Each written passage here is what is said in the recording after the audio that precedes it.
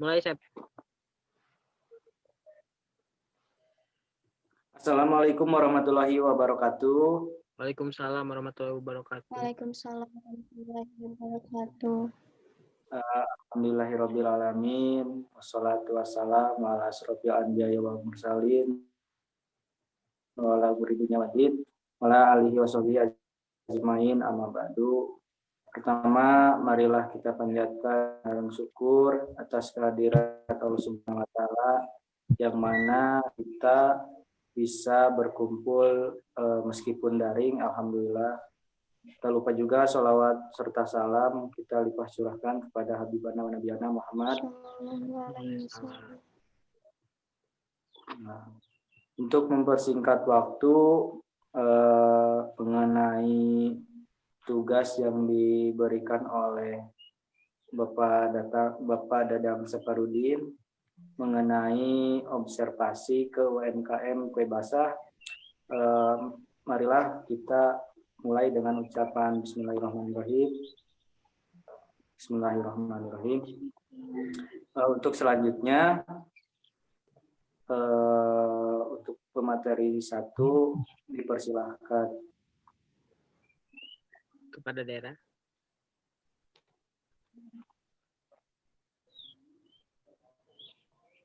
Terima kasih kepada Asep. Di sini saya akan menjelaskan tentang profil usaha mikro kecil menengah. Yang pertama tentang profil pemilik usaha yang bernama Ibu Aam, yang beralamat di Jalan Haji Umar, Kampung Tajuk, RT 2 RW 6, Desa Haurpanggung, Kecamatan Tarogong Kidul, Kabupaten Garut, dengan status menikah. Lalu ada juga profil objek usaha, jenis usahanya kue basah, alamatnya Jalan Haji Umar, Kampung Tajuk, sama seperti pemilik usaha alamatnya. Lalu lama usahanya 17 tahun. Untuk produksi perharinya 3 bal atau sama dengan 3.000 makanan atau produksi. Untuk pegawai ada 8 orang. Lalu ada juga jenis usaha kue basah ini yang ditekuni oleh Ibu Aam ini awal mulanya didirikan pada tahun 2003. Usaha ini sudah diturunkan kepada anaknya. Jadi usaha ini termasuk usaha turun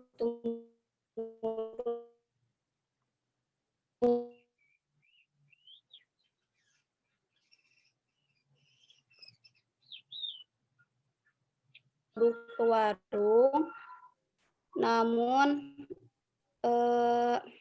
karena banyak peminatnya, usaha ini terus berkembang dari tahun ke tahun, penjualan ke pasar dan membeli jongkok atau tempat di pasar. Jangkauan termasuk pasar Ciawi Tali, Wanaraja, Cimurah, dan Cilimus. Sekian. Kemudian analisis SWOT, identifikasi faktor-faktor strategi internal kekuatan atau dalam kurung strike. 1. Harga yang murah. 2. Berkualitas karena dibuat dari bahan baku yang halal. 3. Tidak menggunakan pengawet untuk menjaga cita rasa yang enak dan kepercayaan konsumen terhadap kue basah yang sehat. 4. Banyak varian kue basah, menyediakan beragam jenis kue basah yang menjadi daya tarik konsumen juga menjadi perbedaan dengan pelaku usaha kue basah lainnya. Dan yang terakhir 5.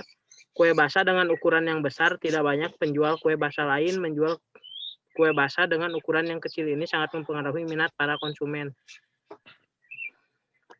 Kemudian ada kelemahan atau weakness.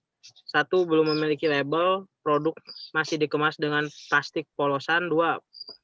Mudah basi karena tidak menggunakan pengawet agar terjaga kesehatannya. 3. Menggunakan alat tradisional dalam proses produksi. 4. Produk mudah ditiru. Produk kue basah ini banyak ditemui di mana saja, bahkan sangat mudah untuk membuatnya sehingga mudah ditiru oleh penjual lain. Dan yang terakhir, tempat produksi kurang nyaman sehingga tempat yang sempit kurang efektif dalam proses produksi yang begitu banyak. Kemudian identifikasi faktor-faktor strategis eksternal, peluang opportunities. 1. Adanya jasa antar online sehingga lebih menjangkau konsumen lebih banyak. Apalagi di zaman teknologi sekarang, konsumen bisa membeli secara online. Hal ini sangat menjadi peluang bagi penjual. Kedua, permintaan konsumen yang meningkat karena kue basah ini menjadi konsumsi bagi setiap kalangan masyarakat sehingga berpengaruh baik dan tinggi dalam tingkat permintaannya. Ketiga, target pasar yang sangat luas. Kue basah ini bisa dipasarkan kembali ke tempat pasar-pasar lain atau ke warung-warung sekitar. Keempat, menjadi sajian dalam berbagai acara seperti acara rapat, ulang tahun, dan acara lainnya sehingga berpeluang meningkatkan penjualan. 5. Usaha rumahan yang bisa diproduksi oleh masyarakat sekitar sehingga berpeluang bagi pemilik usaha tidak perlu merekrut karyawan yang jauh. Selain itu berpeluang juga bagi masyarakat untuk mendapatkan pendapatan dan mengasah keahlian yang memiliki keterampilan, kreativitas, dan mengelola kue basah. Kemudian yang ini ancaman atau threat. 1. Bahan baku meningkat, naiknya harga bahan baku sangat mempengaruhi produksi sehingga penjual bisa saja mengurangi jumlah produksi yang akan berpengaruh pada omset usaha itu sendiri. Kedua, banyaknya produk yang sama di pasaran. Ini menimbulkan kurangnya minat karena jumlah penjual yang mulai banyak di pasaran dengan menjual produk yang sama. Ketiga, banyaknya produk yang harganya lebih murah, kualitas lebih bagus, dan rasa lebih enak. Keempat, hanya mengandalkan pasar tradisional karena kue basah seperti ini sulit untuk masuk ke supermarket, sedangkan kue-kue yang biasa kita lihat di mall-mall bisa masuk ke supermarket. Dan yang terakhir, permintaan konsumen yang tidak stabil karena terkadang ada beberapa kue basah yang musiman. Oke, selanjutnya akan dibacakan oleh Lia. Terima kasih untuk Saudara Ali. Untuk materi selanjutnya akan dibacakan oleh pemateri 3.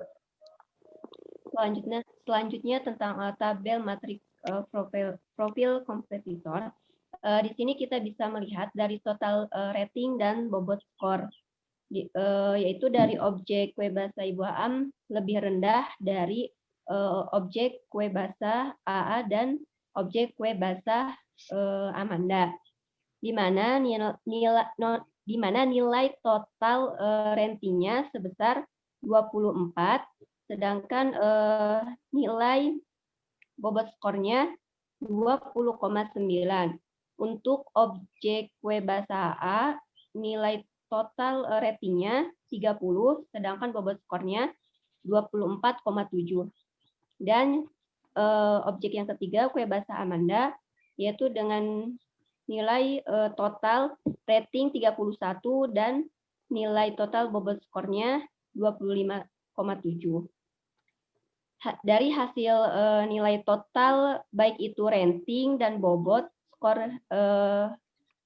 dari ketiga objek tersebut tentunya dipengaruhi oleh beberapa faktor, harga, promosi, kemudian SDM, lokasi, kemudian kekuatan keuangan dan lain sebagainya. Kemudian tabel IFAS atau internal faktor analisis strategi. Dari tabel IFAS ini kita bisa melihat ada 2 faktor internal. Pertama dari segi kekuatan. Dari segi kekuatan ini kita bisa melihat nilai bobotnya sebesar 4,6, sedangkan nilai jumlah ratingnya 17. Sedangkan untuk hasil jumlah keseluruhan dari bobot dan rating sebesar 15,8. Kemudian dari segi kelemahan, nilai jumlah bobotnya sebesar 4,7 dan nilai jumlah untuk ratingnya sebesar 13. Sedangkan hasil jumlah keseluruhan dari bobot dan rating sebesar 12,7. Nah, dari segi kekuatan dan kelemahan ini bisa kita lihat perbandingannya bahwa objek kue basah Ibu Am ini lebih dominan, banyak kelemahannya, masih banyak kelemahannya. Selanjutnya tabel EVAS atau eksternal faktor analisis strategi. Dari tabel EVAS ini kita bisa melihat 2 faktor eksternal. Pertama dari segi peluang, di mana nilai jumlah bobotnya sebesar 4,6 dan nilai jumlah ratingnya sebesar 17. Sedangkan hasil jumlah keseluruhan dari bobot dan rating sebesar 15,8.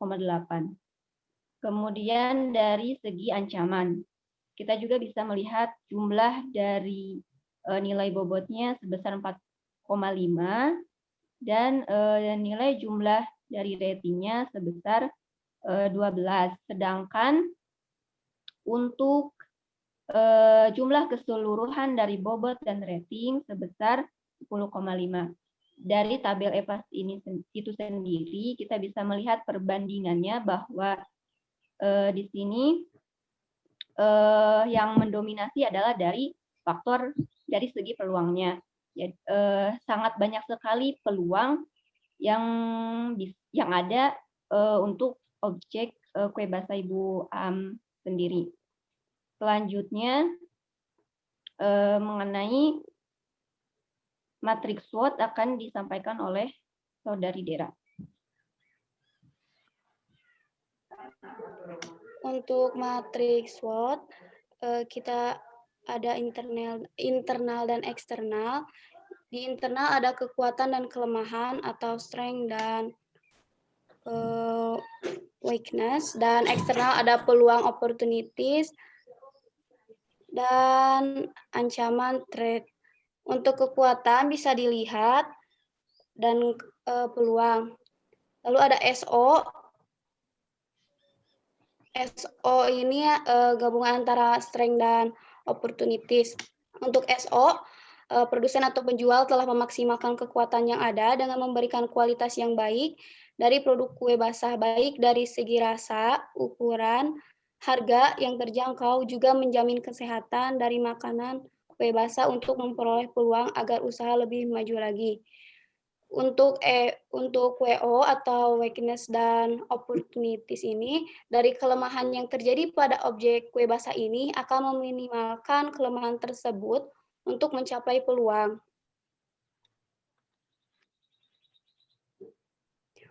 Untuk ancaman, ST atau strength dan threat, ST ini, objek kue basah ini memiliki kekuatan-kekuatan yang akan menjadi modal atau cara terbesar agar dapat menghindari ancaman tersebut.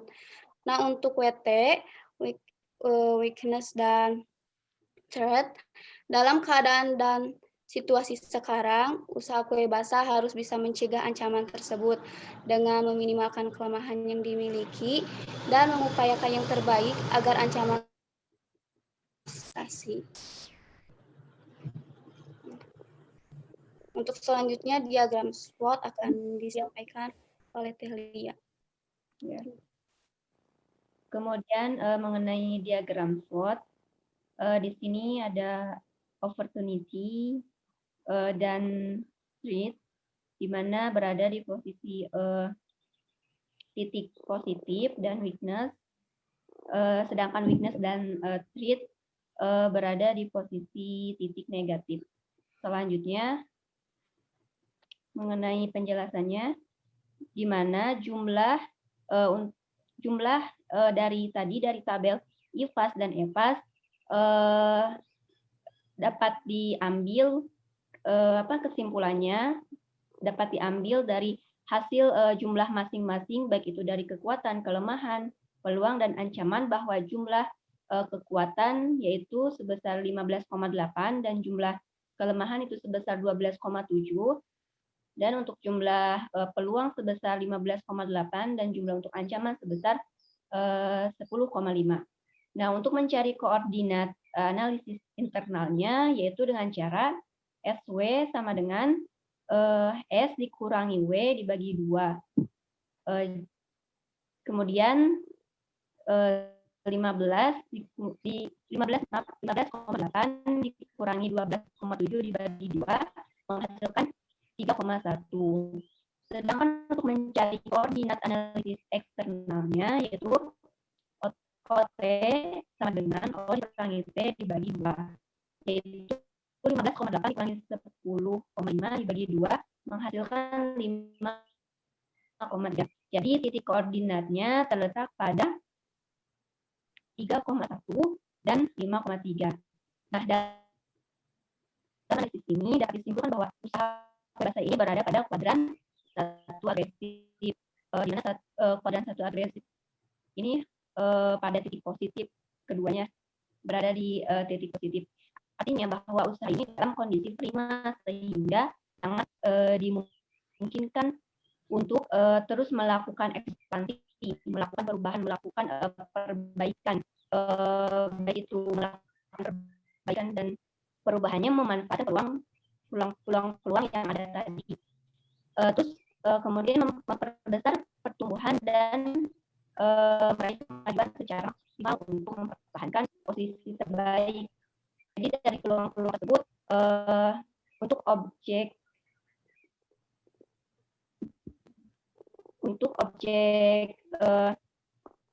data Ibu Am itu sendiri bisa mengungguli dari objek yang lain.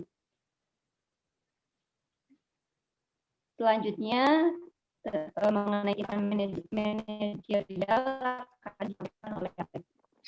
Terima kasih untuk Saudara Lia untuk penjelasannya. Untuk selanjutnya mengenai tindakan manajerial. Nah, di dalam tindakan manajerial ini, metode analisis SWOT merupakan alat yang tepat untuk menemukan masalah dari 4 sisi yang berbeda. Analisis SWOT ini hanya dapat membantu menganalisa situasi yang sedang dihadapi oleh perusahaan atau sebuah organisasi. Metode analisis SWOT bukan sebuah jawaban pasti yang mampu memberikan solusi pada tiap masalah yang sedang dihadapi, namun minimal akan memecahkan persoalan yang ada dengan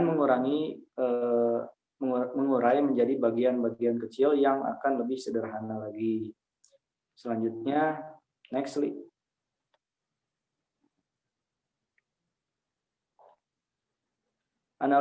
Analisis SWOT sudah dianggap sebagai metode analisis untuk mendeskripsikan perusahaan yang paling dasar. Melalui analisis SWOT dapat menjadi bahan untuk membuat perencanaan strategis dan mencapai tujuan perusahaan secara lebih sistematis. Analisis yang diterapkan dengan baik dan dijalankan dengan benar dalam sebuah perusahaan akan sangat membantu untuk melihat sisi-sisi perusahaan yang selama ini tidak terlihat. Tanpa melakukan analisis, bisa jadi bisnis yang dibangun tidak berjalan secara efisien dan efektif.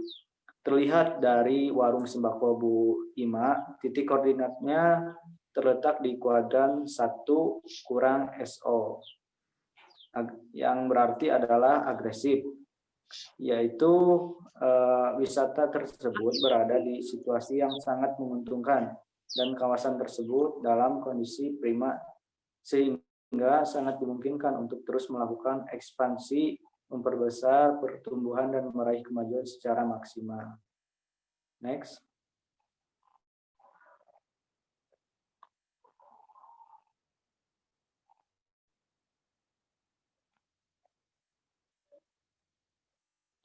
Nah, untuk mengenai langkah-langkah penerapan strategi pemasaran, yang pertama yaitu mengenai segmentasi pasar, yang kedua mengenai penetapan target pasar, dan yang ketiga diferensiasi dan posisi pasar. Next slide.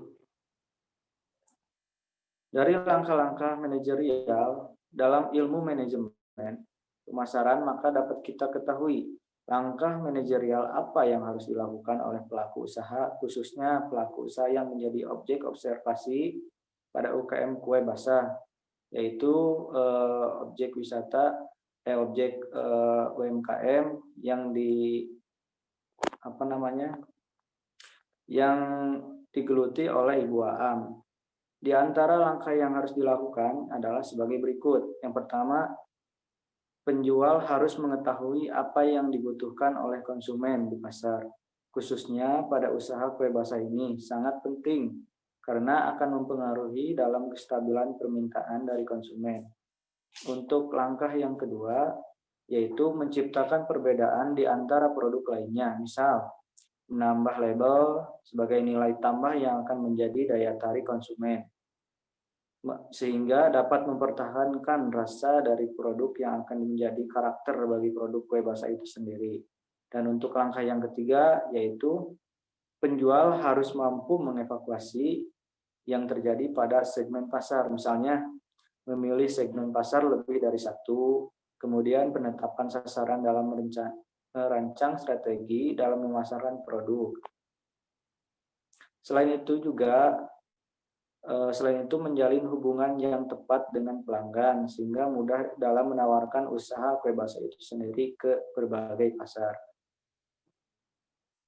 Mungkin cukup sekian yang bisa kami presentasikan untuk hari ini. Mohon maaf jika banyak sekali terdapat kata-kata yang kurang baik, kurang maksimal. Akhirul kalam, wassalamualaikum warahmatullahi wabarakatuh. Waalaikumsalam warahmatullahi wabarakatuh.